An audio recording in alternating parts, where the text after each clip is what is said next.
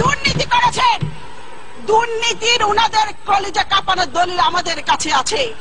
তিনি গর্ভবতী হয়েছেন তখন গরিবেরা অরণ্য কুমারকে বিয়ে করার জন্য চাই। সংসদে উনাদের দুর্নীতির কথা আমরা জাতির সামনে তুলে ধরে সরকারের মুখোশ আমরা উন্মোচন করব। মাননীয় স্পিকার, আমার কাছে একটি বই আছে, মতিউর রহমান রিন্টুর লেখা আমার ফাঁসি চাই। আমি যদি এই বইটি এখানে পড়া শুরু করি, ওখানে বসে ওনারা বান্দরের মতো লাফালাফি করবেন। মজার বিষয়, ওয়াক আউট করতে পারবেন না। মাননীয় সদস্য,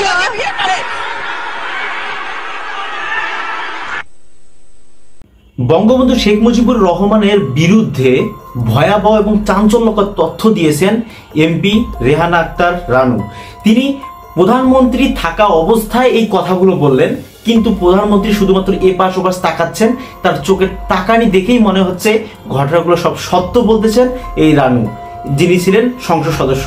আর এই ভিডিওটি বর্তমান খুব বেশি পরিমাণে শেয়ার হচ্ছে এবং মানুষ দেখতেছে যে আসলে কি ঘটনা বললেন এই বঙ্গবন্ধুর অতীতটি এত ভয়ঙ্কর, আর সেই ঘটনাটা আর সেই চাঞ্চল্যকর তথ্যটা এবং এই স্বৈরাচার শেখ হাসিনার সঙ্গেও মিলে গেছে এবং তিনিও এর মধ্যে রয়েছে। আর সেই ব্যাপার নিয়েই পুরো সংসদ কাঁপাই দিয়েছেন, কিন্তু একটা বারও কারো ক্ষমতা হইল না তার বিরুদ্ধে পাল্টা কোনো কথা বলতে। শেখ হাসিনা সেখানে মিনমিনা হয়ে চুপ হয়েছিল। ওখানে কি এমন কথা বললেন যেখানে সত্য প্রকাশ হইল, কিন্তু শেখ হাসিনা শুনেও এপাশ ওপাশ তাকিয়ে মাথা নিচু করে সংসদের মধ্যে ছিলেন। কি এমন ঘটনা ছিলেন সেই ব্যাপারটি এখন আপনাদেরকে দেখাবো। চলুন, এই ভিডিওটি ভাইরাল হওয়ার পর প্রচুর পরিমাণে মানে কোটি কোটি মানুষ দেখেছে এই ঘটনাটি। চলুন আমরা সরাসরি এখন সেই ভিডিওটি দেখব। কি বললেন শেখ হাসিনা নিজেই কোনো উত্তর খুঁজে পেলেন না এবং তাদের আওয়ামী লীগের কোনো নেত্রী, কোনো নেতা কেউই কোনো উত্তর দিতে পারলো না। চলুন তো কি বক্তব্য দিয়েছে একটু শুনে আসি।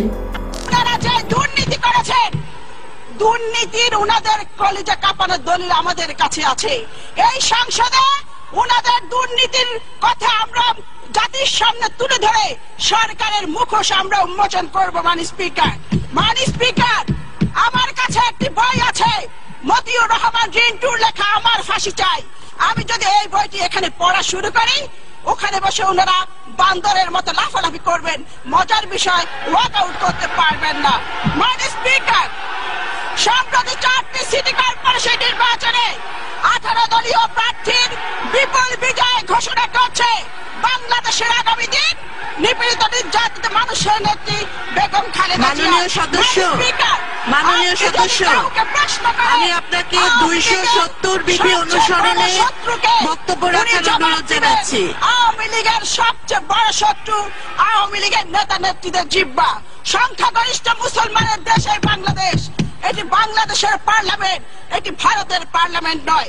গত 20 জুন একজন সংসদ সদস্য এখানে দাঁড়িয়ে আমাদের নেত্রীর পরিবার নিয়ে নিকৃষ্ট বক্তব্য রেখেছেন। এই বক্তব্য কুৎসিত, নোংরা, অন্ধকার জগৎ থেকে উঠে আসা নর্দমার কীটের পক্ষে সম্ভব। মাননীয় স্পিকার, এই অসত্য, নিকৃষ্ট, কুরুচিপূর্ণ, অমার্জিত বক্তব্যের জন্য তাকে জাতির কাছে ক্ষমা চাইতে হবে। মাননীয় স্পিকার, আমাদের নেত্রীর পরিবার নিয়ে এখানে নোংরা ইতিহাস পাঠ করা হয়েছে। আমি থুতু ছিটাই তার মুখে। তিনি সিদ্দিক সালিকের একটি বইয়ের কথা বলেছেন। আমি চ্যালেঞ্জ দিয়ে বলতে চাই, এই নামে কোনো বই নেই। উনার স্বপ্ন দোষ আছে, উনি এটি স্বপ্নে দেখেছেন। মাননীয় স্পিকার, এই বইয়ের লেখক এবং প্রকাশক উনার নেত্রী এই সংসদে বসে যিনি এমপিদেরকে নোট পাঠান অশালীন ভাষায়। মাননীয় সদস্য, আপনি বাজেটের উপর বলুন।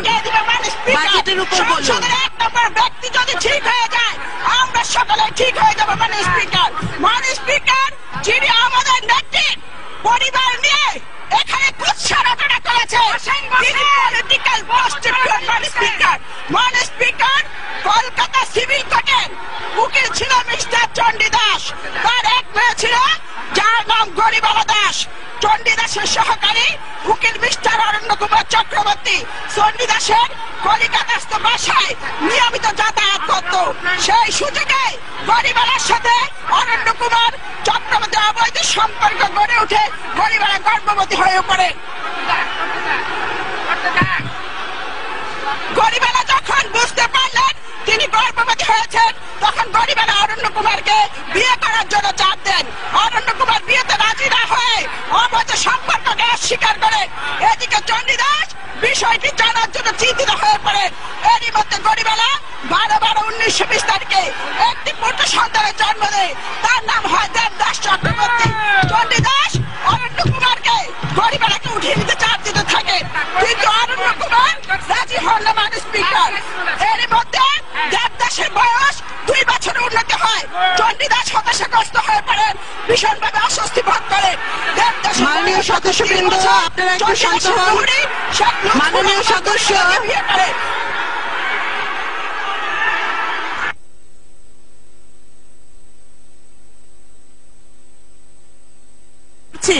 মাননীয় সদস্য, আমি আপনার দৃষ্টি আকর্ষণ করছি। মাননীয় সদস্যবৃন্দ, আপনারা বসুন, বসুন, সবাই বসুন, বসুন। মাননীয় সদস্য, আমি আপনার দৃষ্টি আকর্ষণ করছি। মাননীয় সদস্য, আপনি 270 বিধি অনুসরণে বাজেটের উপর বক্তব্য দিন। মাননীয় সদস্য, ওনাকে মাইক দিন। ধন্যবাদ মাননীয় স্পিকার।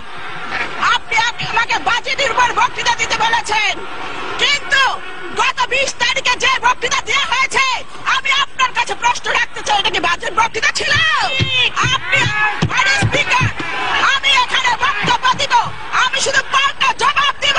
আমি বাজেট নিয়ে অবশ্যই বলবো মাননীয় স্পিকার, আর আপনি আমার শব্দের মধ্যে এক্সপ্রেস করার মতো কোনো শব্দ পাবেন না মাননীয় স্পিকার। লেট মি সে মাননীয় স্পিকার, মাননীয় স্পিকার, জনাব মাল মুহিত যে বাজেট দিয়েছেন, এই বাজেট এদেশের মানুষের হতাশা ক্ষুব্ধ হৃদয়ে বেদনার দীর্ঘশ্বাস। মাননীয় স্পিকার, মাননীয় স্পিকার, ভিউয়ার্স, এখন আপনাদের ভিডিওটি দেখার পর কি মনে হচ্ছে? তিনি কি কোনোভাবে মিথ্যা বলেছেন? বঙ্গবন্ধুর ব্যাপারে এত ভয়ঙ্কর এবং চাঞ্চল্যকর তথ্য দিচ্ছেন, কিন্তু তাদের কোনো উত্তর নেই। কারণ তাদের উত্তর থাকবে কেন? বিষয়টা যেন সবকিছু একদম মিলে যাচ্ছে, ব্যাটে বলে মিলতেছে এবং সত্য ঘটনা। আর এর প্রেক্ষিতে তাদের জবাবে কি থাকবে? এরা সংসদের মধ্যে এরকম কথা বললেন, তার উচিত ছিল তার প্রোটেস্ট করা, প্রতিবাদ করা, কিন্তু কেউ প্রতিবাদ করতে পারলো না। কেননা ঘটনা তো সত্য, সেখানে কি প্রতিবাদ করবে? আপনারাই বলুন। সো বন্ধুরা, এই ব্যাপার নিয়ে আপনাদের মন্তব্য আমাদের কমেন্ট বক্সে জানাতে থাকুন, এবং যারা এই চ্যানেলে নতুন আসছেন অবশ্যই চ্যানেলটিকে সাবস্ক্রাইব করে আমার বন্ধু হয়ে পাশে থাকবেন নিত্য নতুন চাঞ্চল্যকর তথ্য সর্বপ্রথম আপনি পাওয়ার জন্য। আল্লাহ হাফেজ।